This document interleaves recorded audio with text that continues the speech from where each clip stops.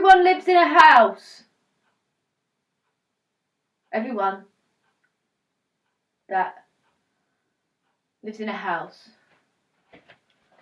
lives in a house. What does that do for us? I think it does a lot.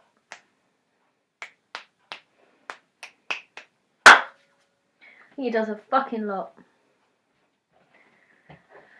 Oh, the walls. The walls say everything already. You don't even realise it.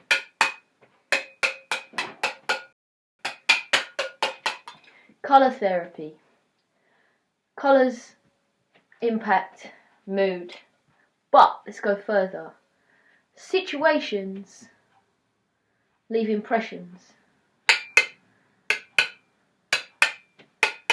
A room where you were sad, a room where you were depressed, makes you feel depressed. Why? Nothing crazy, nothing out of the ordinary.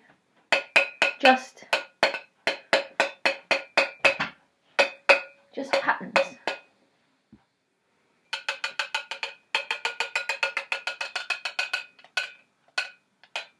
Tell you what, the way you communicate things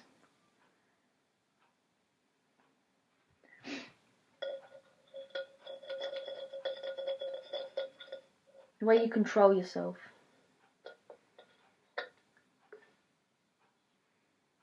can override everything. Can hijack the whole lot. See, for example, this morning I was unhappy with my surroundings, my environment, my psychological ecology, how I feel about this plant. I love this plant, but for the sake of demonstration, let's say me and this plant, we've had a lot of arguments. And I see it as something to avoid. I see it as something to avoid now, because I don't want to even risk the chance of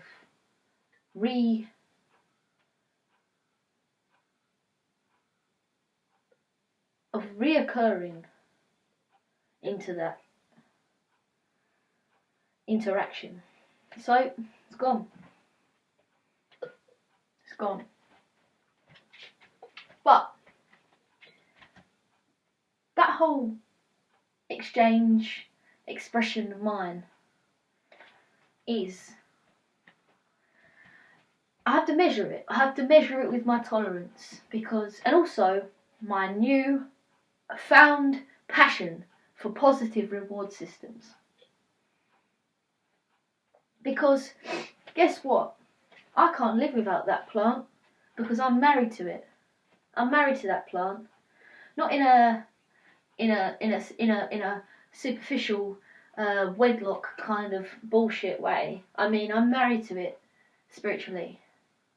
I made a unconscious connection with that plant because I need its colours, I need its energy, I need its life, because it's part of me. In fact, we're the same. So beyond the arguments, beyond the mistakes, beyond the bad actions and the mistaken behaviour and the fear, I need to be ready to accept that plant again. But how do I do it? When I'm unconsciously avoiding and I'm in a bad pattern or a unfulfilling, unsustainable pattern. Plant, how are we going to work this out? I have an aversion to you because of what's imprinted into my psyche. And we're trapped in the room.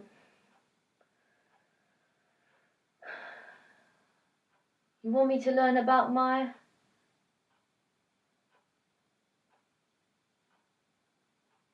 my neurology and my anatomy. You want me to learn about my neuroimaging and, well,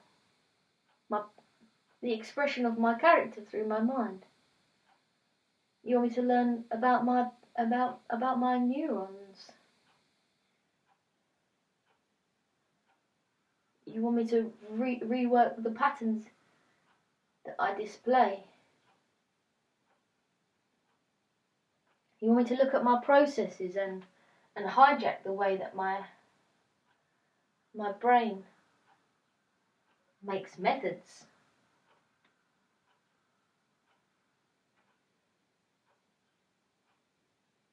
You want me to separate myself from this whole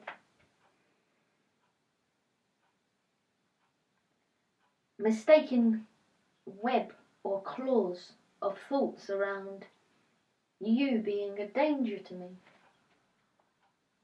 You want me to give up my impulse to that. You want me to look at my motor skills, to be aware and make changes to my aversion to you, because all it is my mechanics. I can take command of my mechanics in every moment and reissue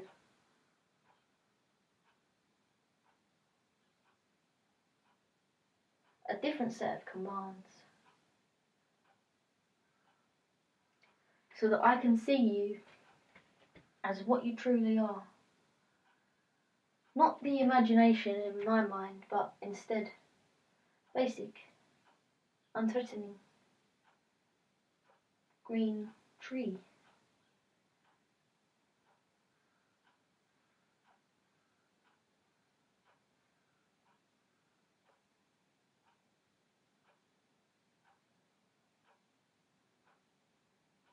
I think I can accept you for that. I don't think you cause me any fear. I think I can focus on my breath, because there's really no need to think any ideas about you beyond that which you display, because you have needs in this unusual affair. You need oxygen, you need water, and you need peace.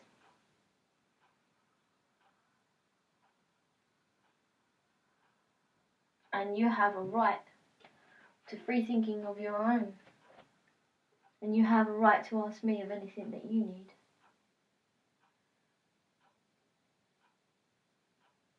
And I'll give it to you.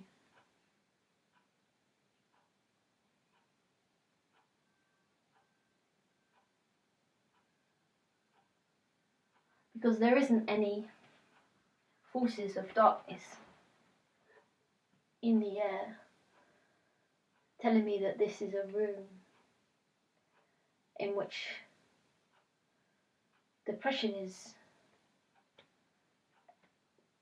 coexisting as a separate force. It's not. It's all language. It's all superficial.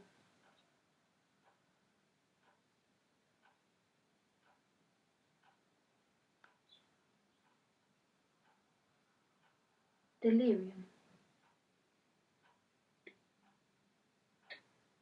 And that is the problem. Separating oneself from this over-egged idea of mind. I think it's not true in every sense, because the idea of mind is too powerful. There is no mind. There is only etiquette, manner, character, personality, virtue. A human has so many facets, organised by a brain. I think the mind is almost now distorted. A word that means so many different things for others, because mind is blurred, mind is vague. Attaching your own delirium, your own lunacy, your own just desecrating what it is to be peaceful, and blame it on mind. It's going to get you into a bad place. It doesn't bring you closer to peace. It doesn't bring you closer to a pure kind of balance.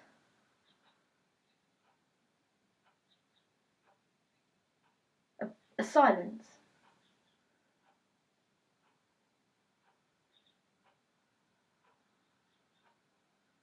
That's what we want. We want to bring out gifts of nature from silence.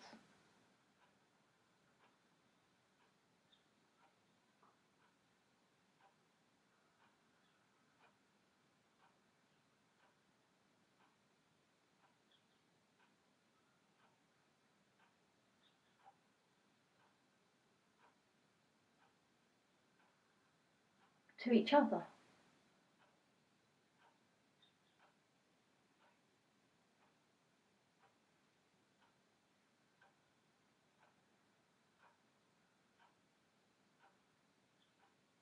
Hold hands. A good friend once said that to me.